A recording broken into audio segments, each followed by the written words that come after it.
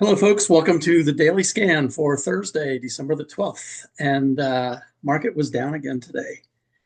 So, as I had mentioned before, we're in the weakest part of December. December is normally a positive month for the market, but between now and next Friday is the weakest part of the month. So, the big question is, are we on the edge? Are we getting ready to roll over? Or are we just going through this weak patch for the next week or so? And then we'll start the rally after that. We don't really know until we get probably till next week. So next week I'm going to do the max pain, probably Monday or Tuesday, and we'll see what the options expiration looks like next Friday. But let's take a look at where we are today. So as a disclaimer, I'm not a financial advisor. Anything that I say here is for educational purposes only. It's not meant to be a recommendation to buy or sell. And you need to do your own due diligence and understand your own risk profile. So let's jump into the market first. And by the way, I did not get, I only had one scan that executed today. I'll show you what it is, but I didn't get anything else. So that's telling me something about where the market is. Right now, the market bias is down slightly today. We went up a little yesterday, down a little today. So about the same place. Hasn't moved too much. I'm going to actually walk through some of those stocks and show you what I see every day. We'll look at each of these, though, like we normally do. S&P came down a little bit, just slightly, right there. The NASDAQ also was down on the day. So you can see, again, just very slightly, not very much, right in the middle of its range. The Dow, which was sitting right on the 21-day, broke through today. So crashed through the 21-day. Not a good sign. It means it probably will be continuing to head lower. This is what I mean by being on the edge, kind of on the edge of a cliff, looking over to see how far it is down and wondering if the bear is coming up behind us. We'll look at Bitcoin, and I'm actually going to do a segment on Bitcoin today, but Bitcoin, pretty much the same thing. It went up and touched 102.6 just about today, and then closed at right about 100. So it's, again, just moving sideways in that range. I'm going to real quick open up what I wanted to show you guys on Bitcoin when we get to it. I'm not quite ready yet, but I think you'll find this interesting. Okay, so let's go back to the market for a second. I want to look at the market bias. We are still have a green light, but if we look at the market bias and see what happened today, there's quite a few red ones that just flipped over. There's one green down here. That's natural gas. So anybody interested in natural gas, just got a medium-term bullish signal. There's what it looks like. Long-term downtrend, though, but it looks like it's bouncing off the bottom, almost a quadruple bottom right there. So that might be the beginning of something. We'll see. But most everything else was red. And what I want to do is I'm going to walk through just the first few. We'll go through the sectors, and I'll show you what I see every day when I do this. It doesn't take me very long. But what I want you to do is just watch the patterns, see where we are, see where the top is, see what the moving averages look like. You know, they've been going up, and down, which is actually very healthy, very positive for that kind of move. And right now, it looks like it's trying to come down again, but will it stop again at the 21-day and move higher? So let me show you each one of these, and you can make a decision on your own. Starting with the S&P. Next is NASDAQ Composite. Looks good. There's the Dow. Like I said, broke through. It's going to get a short-term down signal tomorrow. Here's the NASDAQ 100. Still looks good. S&P 100 staying up there. Mid caps. That will probably get a down signal, a short-term down tomorrow too, unless it turns around. But that's sitting right on the 21-day. Small caps, same thing, right in the same place. New York Stock Exchange gave a short-term down signal today and now sitting right on the 50-day moving average. So think of this as a big, long mountain that it's been climbing, and it's now sitting right on the edge, deciding whether to go higher or not. Here's the Russell 2000. I talked about this last couple of days. I actually drew this channel around it, and it broke through today. Not only broke through the 21-day moving average with authority, but it broke through this downward channel as well. And right now it looks like it's heading for the 50-day moving average down here probably around 230.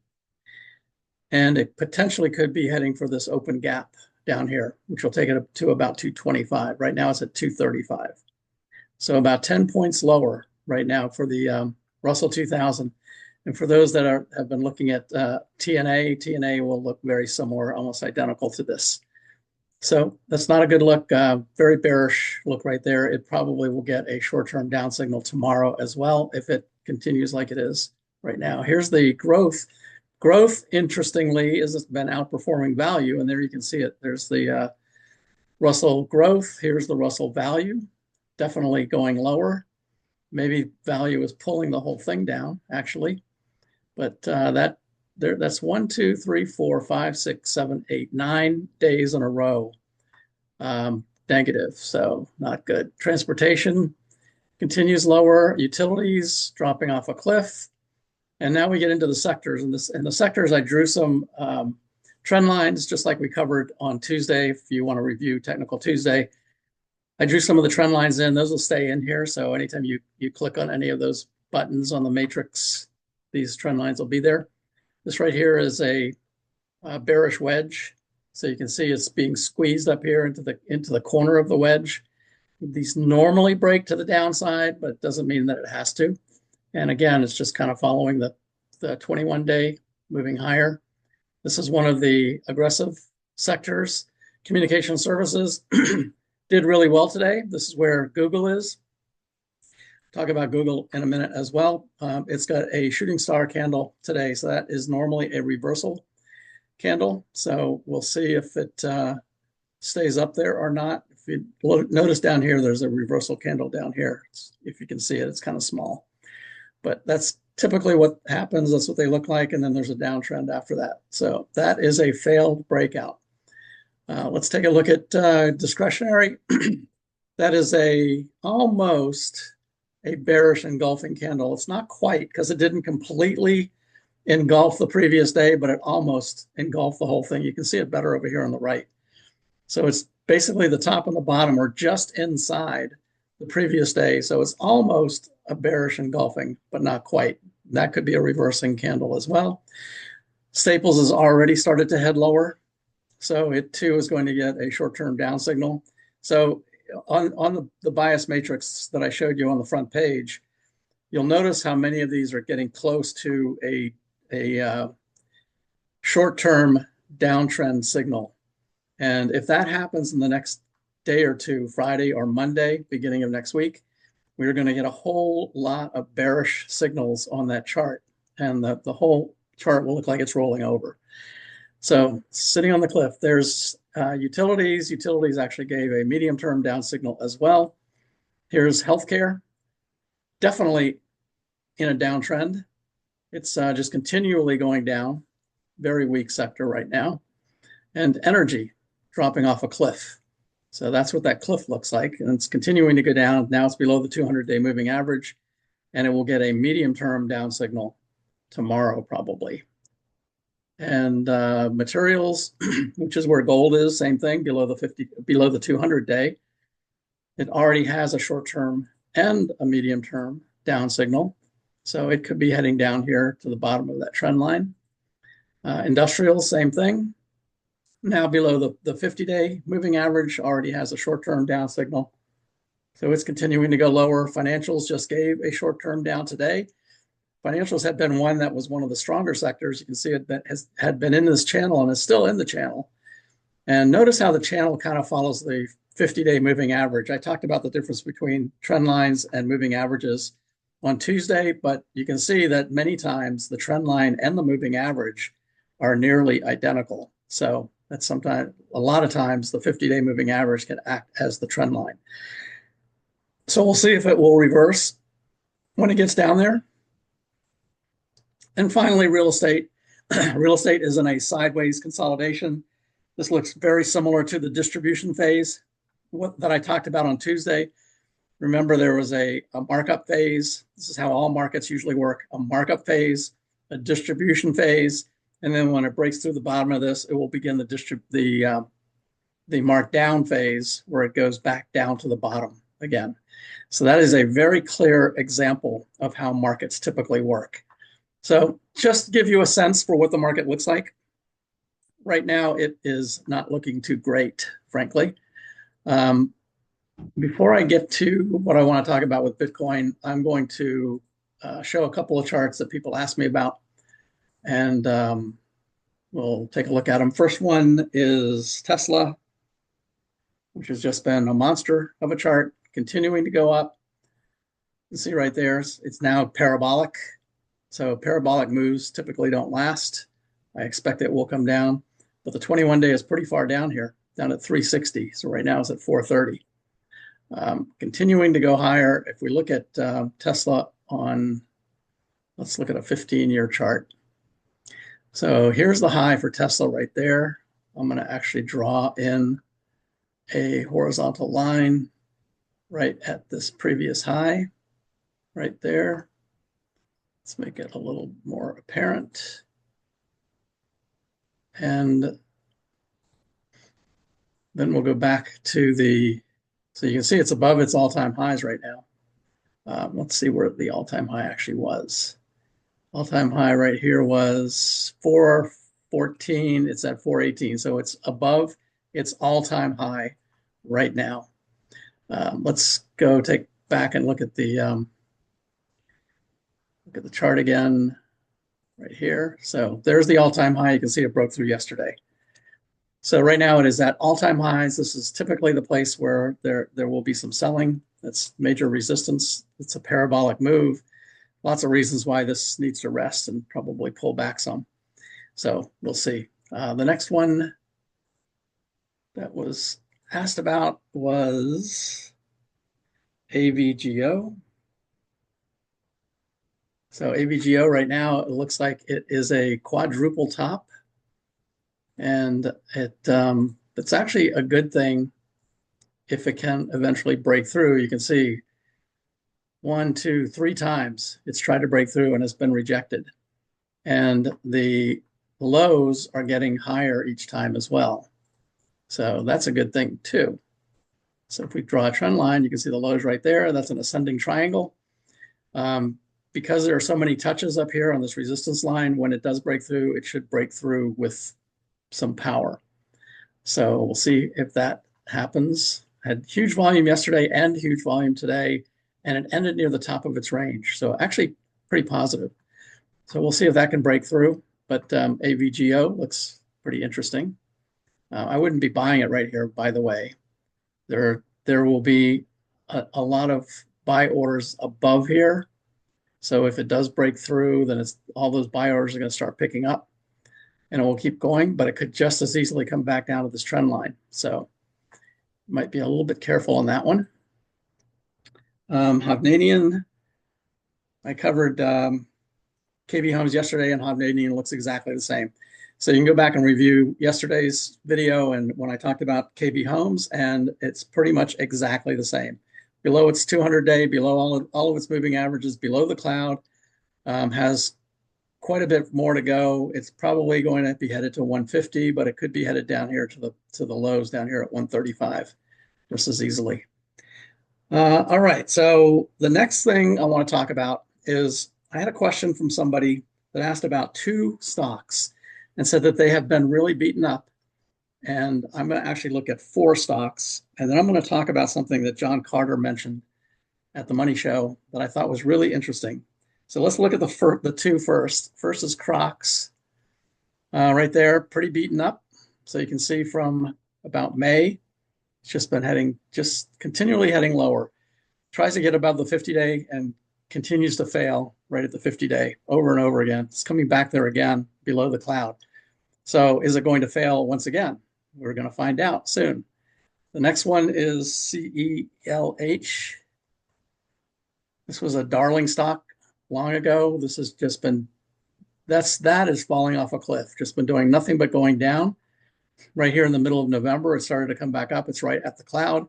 It's now above its 50-day, so that's positive. That's good news. But just look at how much it's lost ever since just June. So keep that in mind when I talk about this idea, the strategy. It's lost a lot just in the last 6 months. The next one, and this is one that was mentioned at the show, TRMD, talk about falling off a cliff. That is definitely falling off a cliff on that one. It's down to 1875. It was up to 36, so it's lost half of its value. But that one's just falling off a cliff. And then, of course, our good buddy Intel.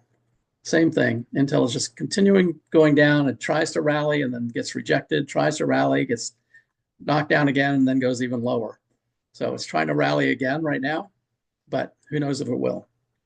So let me talk about this idea, the strategy. I'm going to use CELH because that's what John Carter used. And he said, one thing that he's noticed at the very end of the year, and this really makes sense actually, at the very end of the year, when people are doing tax harvesting and they've had some names that have been good in the past, like Celsius that had a great run up. It's a double top right there, and then failed at that double top. And by the way, just to show you how to use technical analysis, because this is one that everyone loved. So it was very difficult when this happened to not believe it's going to come back again. So came up, pulled back, came up again. This also had a split too, somewhere around in here. Pulled back, came right back up and hit resistance and then got rejected. And then this big candle right there is the first warning sign because it was a huge candle and it was on huge volume. So that's the first warning sign. Second warning sign is it closed below its 21-day moving average. Well, it did that over here too, a couple of times. And then it finally came back.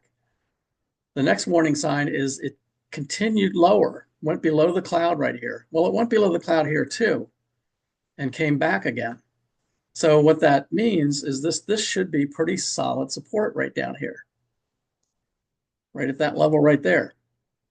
So what happened when it was sitting just above it, it actually tried to rally again and then dropped through that support line and came right down to the top, right down to the 200-day moving average. So that's the next warning sign. So here you have 1, 2, 3, 4 warning signs. Drops through the 200-day, that's 5. At this point, anybody should definitely be out of the stock by then. Right there at about 60 bucks. Started up here at almost $195. So by 60, you could have been out here at 85, or you could have been out down here, 67. Could definitely be out at 60 when it dropped through the 200-day with a big candle as well. But those that kept believing it was coming back up just had to live through all of this. Anyway, that's just a little point about how to, identify warning signs and definitely get out. There's also the 21-day crossing the 50-day right there. So this when it dropped through the support, this was a double warning right there. That's the medium-term down signal and dropping through support and dropping down to the Bollinger Band. I mean, all of those are warning signals. You definitely should have been out right around 68. All right, so now let me talk about this idea. So the idea is that John Carter noticed is that when a stock like this that people had loved has a big, huge sell-off and just sells off constantly, and it is extremely painful, especially for people that just want to hang on and think that it's going back to this high again. Well, when they get to the end of December, he says it usually sees this right around the 31st or the few days before the end of the year. And by the way, the 30th and 31st this year is Monday and Tuesday. So it's only 2 days in that week. People start to sell significantly to take their losses, take their capital gain loss or capital losses rather, to put it against capital gains. They do their tax loss harvesting at the end of the year. And he has noticed that stocks like this will have a big, huge downdraft right at the end of the year, maybe the last week, something like that. I can't tell you exactly what day, but somewhere in the last week, a big, huge downdraft as people are taking those losses. And then right at the beginning of January, everybody piles back in again. So right at the end of January, these kind of stocks seem to spike higher. It might be temporary, might be very brief, but it's an opportunity, especially if you're playing options. It's an opportunity to get some significant gains in just a few days. So CELH is a great one for this. TRMD is amazing. I mean, I think this is a great one as well. See, it was up there around 36, 37. Now it's down to 18. So it lost half of its value. There may already be tax loss selling going on in that one. And then Crocs, similar. It's already started to pull back up, but if that gets rejected there at the 50-day moving average and heads down again, then you might see tax loss selling at the end of the year, pushing it way back down here. And then the first week of January, it's going to bounce back up. And then Intel, of course, is another one that may happen with. So anyway, that's just an idea from John Carter. Do with it as you will. Now, what I want to do next is talk about Bitcoin, and because I've had a couple of people say, please talk more about Bitcoin. So to do this, I am going to show a PowerPoint that I put together.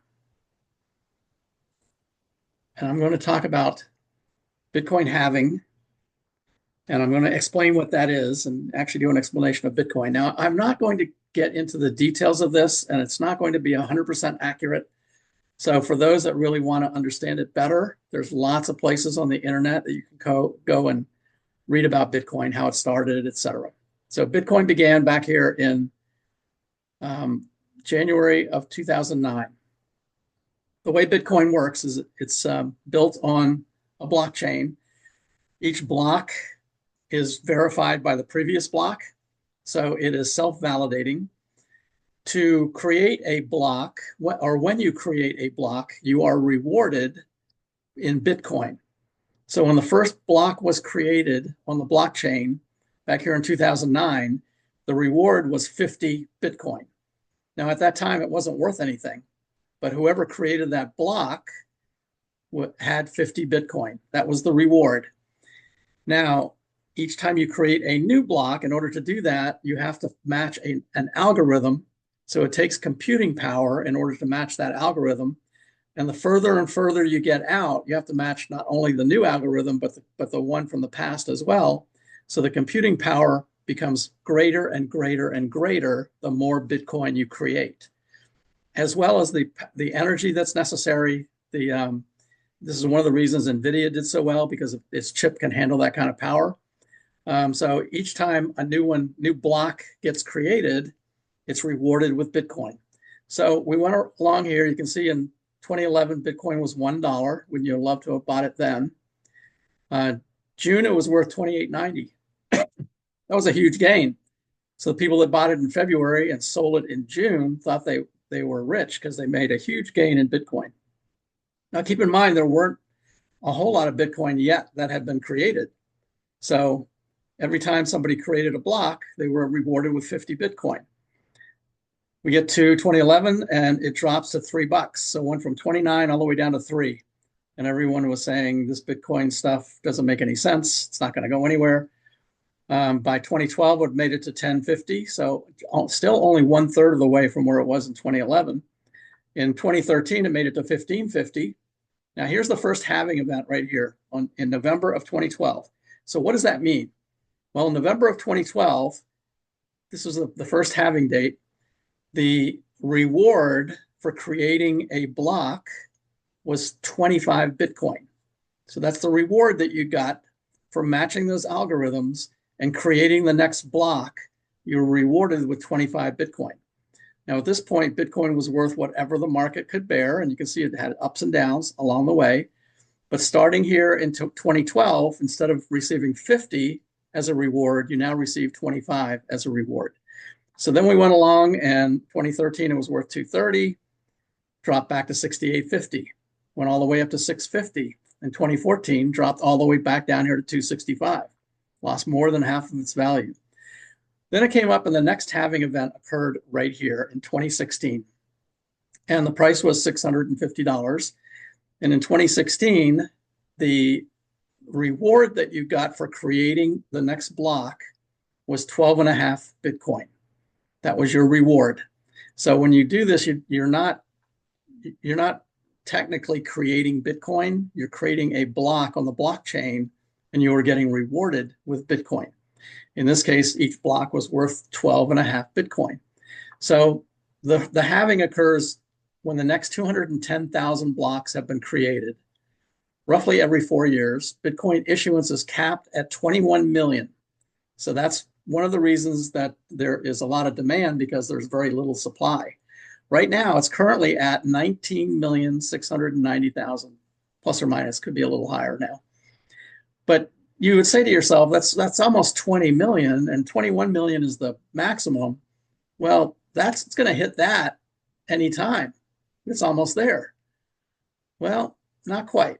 It leaves 1.3 million yet to be released. Halving slows the pace of production, because every time you have this, you get paid less Bitcoin. It also takes more and more compute power and more energy to create the next block. And then the final halving is expected to be in the year 2140. Think about that for a second. That's more than 100 years away just to get this last million Bitcoin. And that's the reason that it's in such high demand. So we had a halving event right here in 2016 where your reward was 12.5 Bitcoin. And then there was a huge shoot up in Bitcoin. You notice, by the way, after it halves, it goes down or just goes sideways for a little while. And then it just starts shooting higher. And then we got here to 2017, $17,000 from $650, 2,600% gain in basically a little over a year.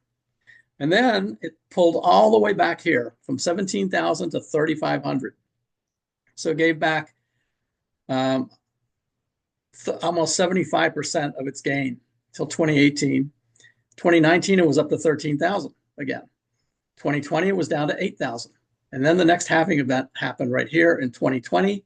It went to 6.25 Bitcoin for each block that is created. It went sideways for a little while, bounced around a little bit, and then took off. So 650% gain up here in 2021. It was worth 63,000. And then it promptly declined down to 16,500. So very volatile. You have to give it to the folks that hung on, even the ones that bought it down here at 600, let's call it, not to mention the ones at $1. But then it was 63,000 and then down to 16,500. And then it started moving up. And right here was the next halving event. The most recent one was April of this year. Bitcoin had reached 65,000 at that point. And the reward for creating the next block, the reward was 3 1/8 Bitcoin is what you would get when you created a block. And then we had this long period that basically this down channel where nothing really happened. And that is typically what happens every time there's a halving event. Bitcoin goes down or sideways for a while. And that's what happened here. And now it's taking off again. So we had 2,600% gain there, 600% gain there. We had, I think this is about a 300% gain, 16,000 to 65. I have to recalculate that, but even if we get a double from here, you're talking about 240,000, something like that might be the next target. And then the next halving event is roughly about every 4 years. So sometime in 2028, there'll be another halving event, and the reward will go down to $1.07 for each Bitcoin. So that's how Bitcoin works. It's not exactly how it works, but it's in general pretty much how it works. You're welcome to research it more on the internet, but you can see that this is one of the reasons there's very little supply. So just typical supply and demand is going to continually push it up. And that's where we are right now. So that's to satisfy all the folks that say, talk about Bitcoin more. Right now, it's sitting right at, let's look at it. Sitting right at 100,000. Right there. So it's probably going to consolidate here for a while, go sideways before it breaks out again and heads higher. Okay, so that's pretty much it. There really aren't any new daily scans today. I'll show you the daily scan, what we look like right now. The two that we have are hanging in there. So DTM I'll look at first. Our stop price was at 98. This is a pipeline. Pipelines, I think, should do well in the new Trump administration. So here's the day we got in and didn't do much today. Went up a little bit, but stop is at 98, just below it. So, and the momentum, by the way, is starting to curve up. So that's what I was hoping for. Starting to move up just slightly. So we'll see if that continues. And then Google, of course, had a great run. Pull back a little bit today, but that's to be expected. Needed to take a rest. I am contemplating on selling half up here. And the reason is the Keltner channel. It is still in 4x Keltner territory. That is extreme. It will not stay there that long. It will come back to the mean, which is the 21-day moving average. So it will come back down to probably around 180. Right now we're at 191. So we might sell half right there. We'll see what happens tomorrow.